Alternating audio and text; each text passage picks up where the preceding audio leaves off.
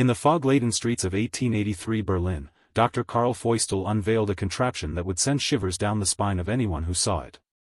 The Feustel Mechanical Ventilator, sometimes called the steam chest, was a massive brass and iron framework that resembled a sarcophagus more than a medical instrument.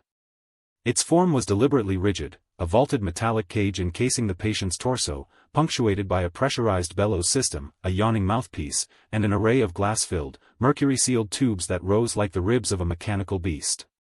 The external surface was studded with rivets, pressure gauges, and hand-cranked levers, giving the machine the personality of a proto-industrial watchtower. Functionally, the device was designed to tackle a tragic epidemic, diphtheria, and the new wave of laryngeal paralysis that left countless children unable to breathe. By rhythmically compressing and expanding the bellows, the ventilator forced air through the mouthpiece and into the patient's airway, acting as a primitive positive pressure respirator. Operators, often nurses or trained attendants, would watch the ticking gauges to modulate the airflow, attempting to synchronize the machine's rhythm with the patient's natural breath.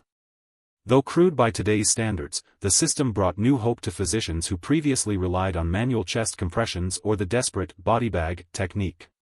Aesthetically, the ventilator embraced the Victorian fascination with mechanization and the sublime terror of industrial power.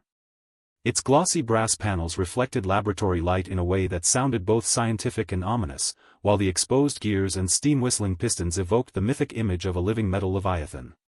The device's visual language, harsh lines, bold engraving, and a monochrome palette of brass and shadow, reinforced the period's belief that salvation could be forged from steel. Legacy-wise, the Feustel Mechanical Ventilator is a forgotten ancestor of the modern intensive care ventilator.